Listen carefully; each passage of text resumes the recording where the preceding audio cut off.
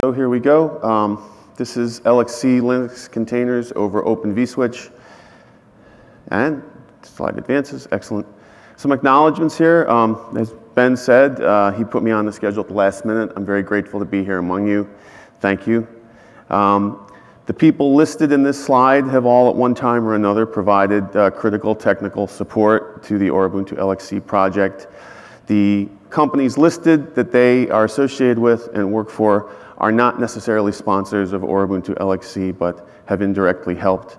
And I also want to give a real shout out to Timothy Arthur and Ethan Hill back there handling the AV. They were critically important to helping me prepare on short notice to put this together. Thank you. So just briefly a little bit of information about me. I've presented over the years at the Australian Oracle User Group and other groups. I have a blog, Nandy Dandy Oracle. I highly recommend it. It's solid, technical, hands-on, how-tos. In fact, one time it got me a $150,000 a year job because the company was using my blog almost every day, and they said, well, why don't we just hire the guy who wrote the blog? So blogs can really take you places. And I am the creator of this project. I've done a wide variety of high-profile projects over the years in the Oracle database realm. So I promise this is the most cluttered slide. There's a lot here. Ubuntu LXC was purpose-built to run Oracle Enterprise software on any Linux at the speed of the physical host. And this was because I needed to prototype some major projects for trading entities and exchanges. And I wanted to be able to do that at the speed of the host. But I wanted to be able to virtualize multiple components. What it does is it deploys Oracle Linux 5, 6, and 7 LXC containers on OpenvSwitch. And it's built on a high-performance stack, which is LXC directly on OpenvSwitch with no hypervisors. We don't like hypervisors at Ubuntu LXC. One thing that's of use to the group here, it has a component in one of the scripts that builds and installs whatever OpenvSwitch version you want to use with the product. And it builds a set of RPMs. So this can be very useful if you're moving between different versions of OpenvSwitch and you're doing some kind of work. You can run the software and just use it to build an RPM, even if you don't want to use what the rest of the software does. And of course, because it's an RPM, you can uninstall it and reinstall different versions. So it does allow you on a given host to move around quickly between OpenvSwitch versions. It also builds and installs LXC RPMs, and well, by the way, all of that functionality is on the Red Hat side. On the Ubuntu Debian side, we just take the lazy route and we use the package repos that Ubuntu offers, the very rich sets of LXC and OpenvSwitch. Ubuntu LXC provides standard VLAN tagging with the OpenvSwitches and the ports. It installs from a single command. It's extremely easy to use. It's been used to put highly advanced Oracle products on Ubuntu kernels. And although there's not a huge clamor for doing that, we are the world leader in running any kind of Oracle Enterprise product directly on Ubuntu kernel in an LXC container. And the last thing on this slide is that there's a bundle at the GitHub, at the Ubuntu LXC GitHub, the scst.files.tar, and we're really the only source that has a really good working methodology for building SCST Linux SAN DKMS-enabled modules.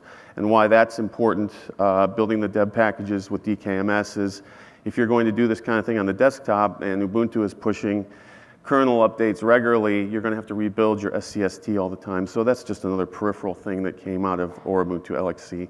And that's pretty much it on Ubuntu LXC. So this just kind of summarizes the part of the script where you would install, where you would set it up to deploy whatever version of OpenvSwitch you want. And that second version there, 2.5.3, that's an example of what version of OpenvSwitch it would build for you. It would build the RPMs and then it would install it. And that again is for the Red Hat family only. So now we get into the OpenvSwitch part of the talk. Prior to version 2.1 of LXC, there was no explicit support for OpenvSwitch, although you could use OpenvSwitch very effectively with LXC. And so now with 2.1 we have explicit support, and where you used to see LXE.NET.0.link saying LXC BR0, just a Linux bridge, now you can put an OpenvSwitch bridge in that slot. You can either run a mixed environment. You can run your LXC containers partially on bridges and partially on OpenvSwitch. You would do that by just reconfiguring the LXC config file to use the bridge that you want. Or you can reconfigure the LXC configuration files, the etc default LXC-net and the etc LXC default.conf, and you can tell it to, when it pulls a template down from the repositories, to build it automatically on OpenvSwitch. So this is a very nice feature now because it's automatic. In the old days, before LXC 2.1, you had to use these helper scripts to attach the veth pairs to the OpenvSwitch bridges. And this is from a slide that I did it for another Linux Foundation presentation some years ago. But you would use this LXC.network.script.up, and this allowed you to attach your LXC container to the OpenvSwitch and also to set various OpenvSwitch settings such as tags and trunks. In 2.1, there's been some naming changes to the parameters. So instead of LXE Network script, now it has LXE NetZero script up. So you can think of Net1, Net2, Net3, and those correspond to OpenvSwitch, separate OpenvSwitches. And then this is just showing how if you had multiple OpenvSwitches, you could set it up this way with incrementing the 0, 1, etc. So one thing we do in the Ubuntu LXC project is we now implement the OpenvSwitches as systemd services. And I was just kind of curious, I mean, how many people here have done that or used that approach? Okay, so that's good. I mean, so that means this might have some value to the group. I personally find it great. The software now does that automatically. It's really great because now you can do things like, service, sudo service SW1 stop, service sudo SW1 start, etc. All these you can do with a service, and it's great to have the switches functioning as services, and that's an example of the file you would use. And then the CRT OVS SW1, that's a fairly sophisticated script relative to the rest of the project. More on that later. That does a wide variety of functions when you stop and start the switch. And the little liner notes there, so systemd kind of came into being realistically on Ubuntu 16.04. It's on Oracle Linux 7.x. I don't list 6.x for Oracle Linux because there's quite a few problems running LXC on Oracle Linux 6. And we also deploy the containers now as systemd services too. So there's a lot of mixed feelings about systemd in the community, but I have found it to be great for what we're doing. So OpenvSwitch SW1 is kind of the brains of Ubuntu LXC, and in the script that OpenvSwitch SW1 uses, it does a wide variety of tasks. So the first thing there, it detects the internet connected interface. So when Ubuntu LXC was first conceived over a period of years, it was sort of envisioned as a desktop tool to model and prototype systems that were going to be implemented in the data center, but to do it at the same performance level as you would get in the data center, and also with the same technology stack that you would use in the data center, or very similar. We wanted to get rid of using hypervisors and binary files and that sort of thing.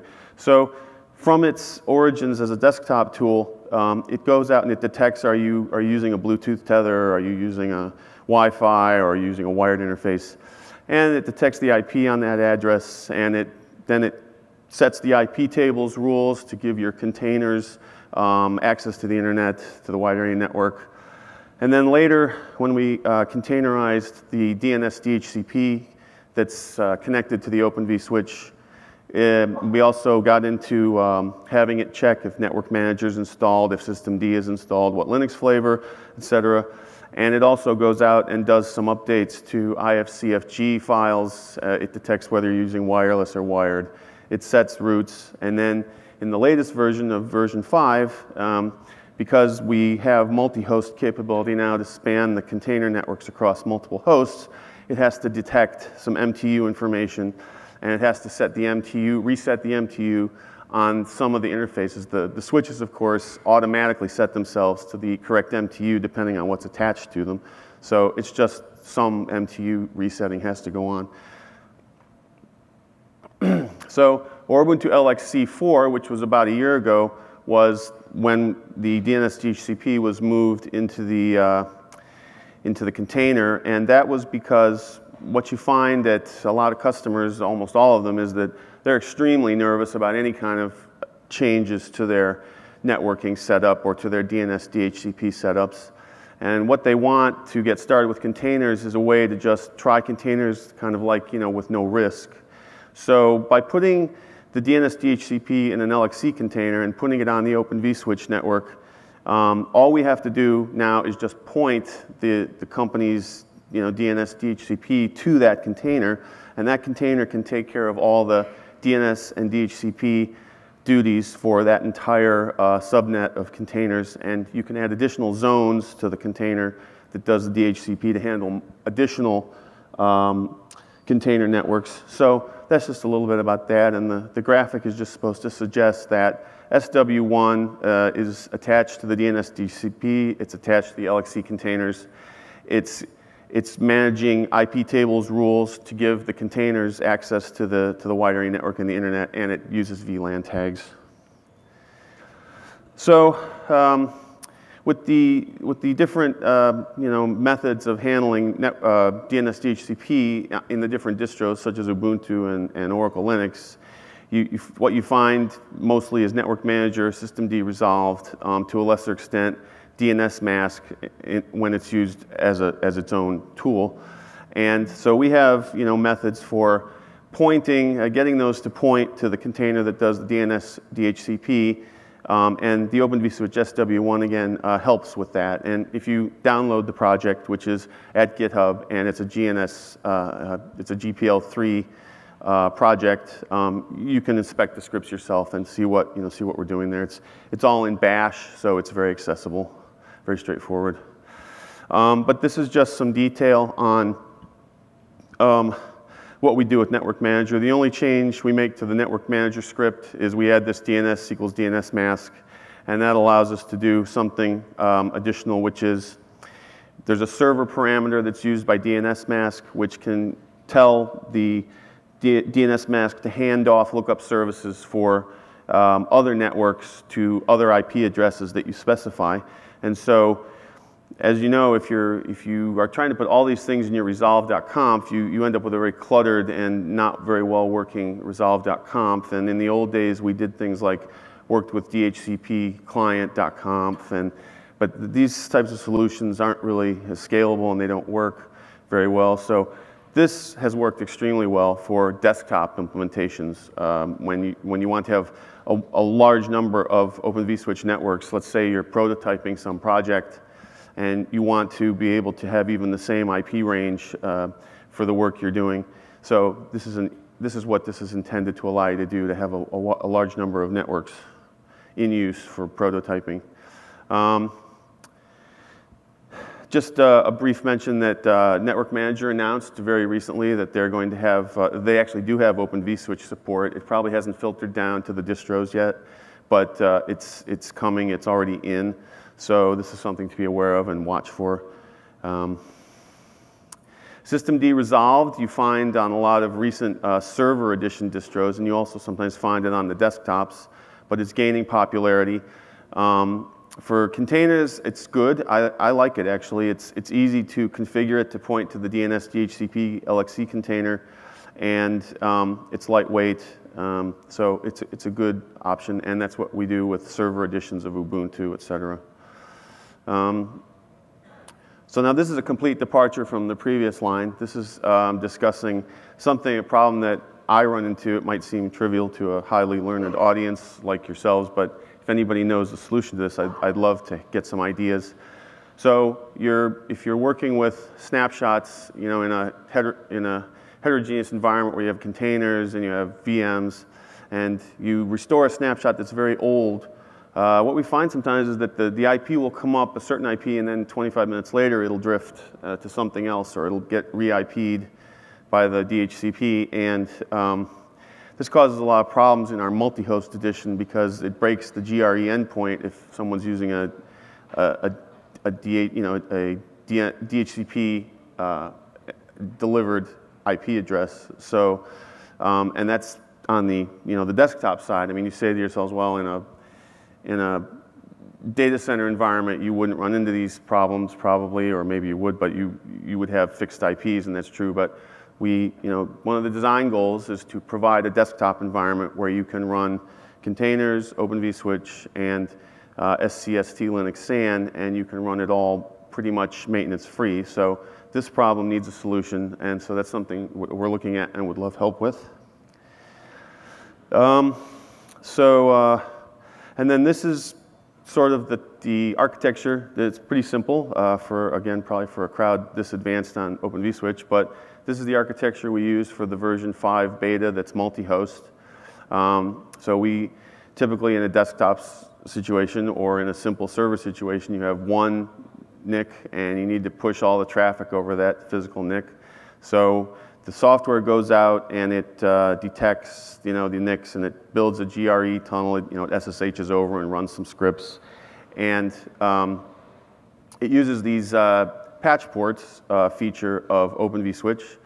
And the way we kind of control the traffic is, the traffic is pushed to SW1 and it goes over the GRE that's attached to the endpoints of the SW1 switch that's on, say, 10.207.39.1. And the VLANs keep the packets kind of honest, going where they're supposed to go. And that is the solution, and it's working quite well. But again, looking for input on other alternative designs or how it could be designed better. Functionally, it works. So that's the design. I'm doing quite good. I'm a little ahead of schedule here. These are some references, contact info. The project is at GitHub. It's GPL3, so we all know what that means. It's free to use, download, and redistribute. Nandy Dandy Oracle, as I said, it's a very useful hands-on kind of blog with hands-on steps in nitty-gritty detail. That's my email address. And the Twitter handle, LXC for Oracle, so there's a little story there. The project was originally called Ubuntu LXC. It still is, because when it started, I wanted to be able to prototype systems on Ubuntu. I didn't want to have to use VirtualBox on Windows or VirtualBox on Linux or VirtualBox on anything. I wanted bare metal speed. Well, a lot of people reached out, significant number, and said, we'd really love this if it was on Oracle Linux or if it was on Red Hat. So I did a port of Ubuntu LXC over to Oracle Linux, and that has really borne a lot of great things. For one thing, concurrently with that, although I didn't know it, Oracle Linux team was doing a lot of work to make Oracle Linux much more container friendly, and they have done a great job with that. I don't explicitly mention them in the slide because, as you know how Oracle is, they're kind of like God. They move in mysterious ways, and you never know whether they really want to be mentioned in your slide deck or not. So, but they've done a great job with containers and with making the OS, the shutdown and restart extremely fast, even when you're running a lot of complicated stacks like containers and OpenvSwitch. So we launched the hashtag LXC for Oracle because there's a lot of interest there, and it's a fact to be aware of that Oracle does actually support many of its products in LXC containers on OpenvSwitch, provided that they are run on the UEK kernel, which is Oracle's proprietary Linux kernel. And those are fully supported configurations in every way. So that's kind of it for the slides. If I had enough time, I was going to mention a few other things. So I will just go into those, if that's all right. Go ahead. We'll have less time for questions. But that's... Oh, okay. Because we're at the question limit now. Yeah. Okay. So is there anything here I really want to say? Well, I will just say that very quickly that Or Ubuntu LXC kind of started in 2012. I wanted a way to not only model these trading and exchange projects, but I wanted a way to model the networking accurately. So that's when OpenvSwitch came into the picture. So I started using OpenvSwitch with VirtualBox. And when I moved on to the flash storage industry and on the technical team selling flash storage, we needed a way to allow the customers to prototype flash storage and also to work with 4K logical, 4K physical LUNs prior to making a commitment as to whether they wanted to go with 4K or 512K format. So then I needed to get into LXC and SCST. So 2014 is kind of when the whole product came together and started forming.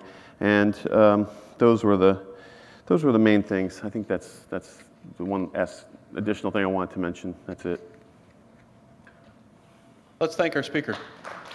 Thank you. So if there's questions, we have microphones on the side, or I can run a mic to you if you wave your hand at me. Yeah, so you said you were using systemd for your stuff. Are you using the systemd scripts for OpenvSwitch as well? Like, yes. Okay. Yeah, so all the switches are services. And are you using the systemd service files that are included in like the rel directory under the OpenvSwitch sources, or are you rolling your own? Yeah, so they're in LXE systemd system, and they are just generic, systemd scripts that call the script that creates the OpenvSwitch and then does other configuration tasks.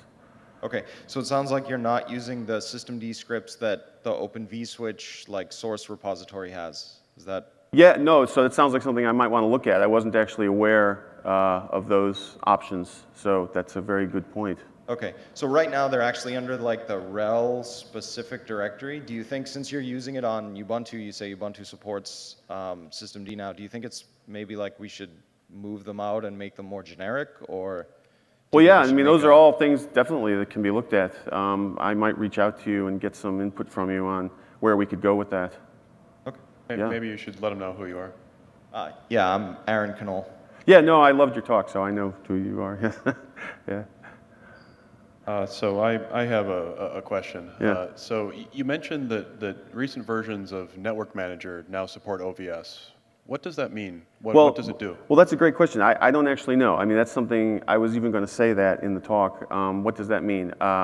So I don't know. I don't have a version to play with yet, but I'm assuming that now that like that little panel, that little widget that pops open when you click something in NetworkManager is going to now display your OpenvSwitches and allow you to maybe configure some things on your OpenvSwitch from NetworkManager. I don't know. It's my guess. Could be. Yeah. Yeah. Do we have any other questions? Bob, I see you hovering over there. Are you sure you don't have a question? All right. Let's thank our speaker one more time. Thank you.